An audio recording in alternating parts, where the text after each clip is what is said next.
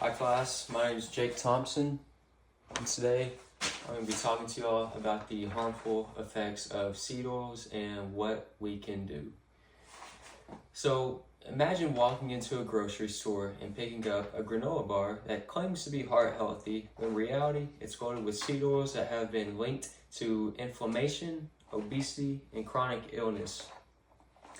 Most of us don't even know it, but we are cooking, eating, and snacking on a hidden ingredient that may be harming our bodies every day.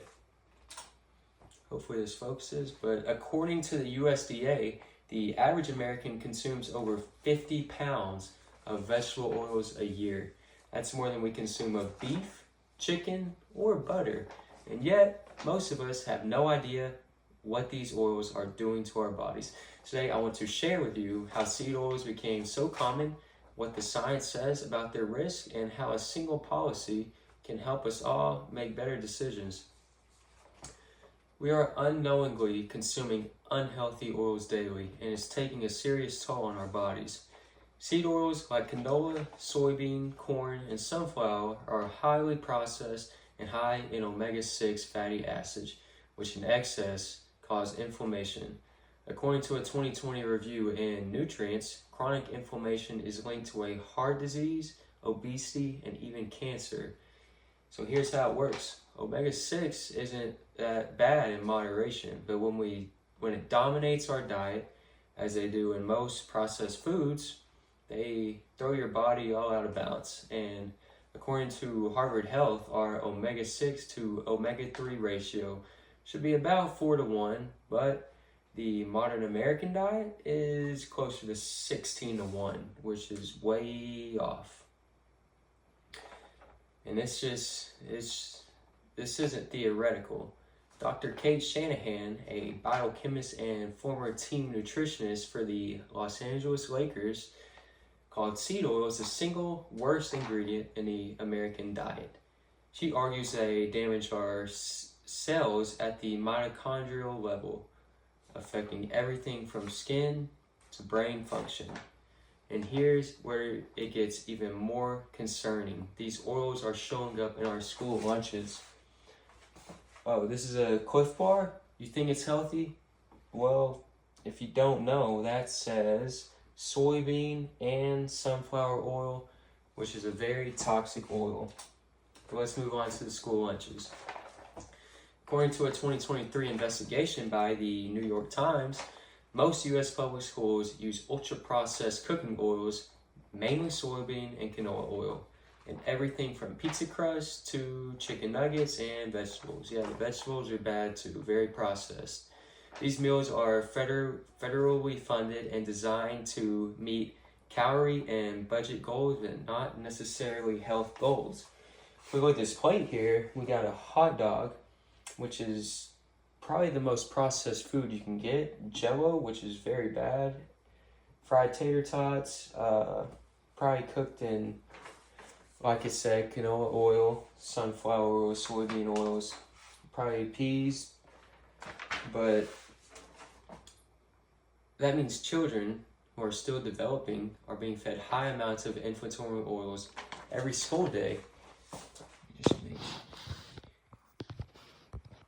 And parents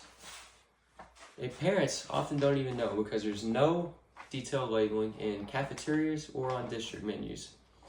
So now that we understand how widespread and harmful seed oils actually are, including in our kids' school lunches, the question becomes, what can we actually do about it? Went over that. Policy changes, okay. We need a policy that requires explicit labeling of seed oils on food packaging, not just vegetable oil or main contained soil like what's already there, but a clear list of which oils are used and in how much is being used. We saw that it worked with trans fats back in 2006. In case you didn't know, the FDA required trans fat labeling and the intake dropped by over 75%. Public health improved and the policy helped save lives. A similar labeling requirement for seed oils would alert people to what they're eating and encourage food companies and even schools to reformulate their products just like they did with trans fats. We saw it worked in the past, I think it could work again, so we could go for a similar result. We're not asking for a ban, we're just asking for clarity. Imagine you're grocery shopping. You pick up a granola bar, right there on the label it says, contains sunflower oil, 3 grams, contains canola oil, 2 grams. You pause, you think, maybe I'll go for one made with olive oil. I'll be a little healthier today. That's a great choice. That's an informed choice. Now imagine the same transparency applied to school meals. Imagine districts proudly offering lunch menus that say, cooked with avocado oil, baked with butter, no seed oils used. That'd be amazing. Parents would feel assured, kids eat healthy, and slowly, rates of childhood obesity and inflammation-related illness begins to drop. Without change, we stay in the dark, and the next generation suffers from it.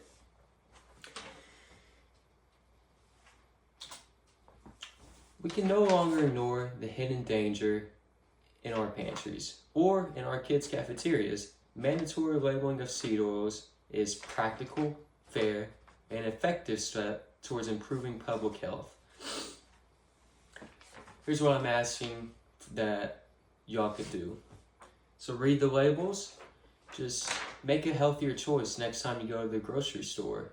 Look for something more natural in the world. Talk about it.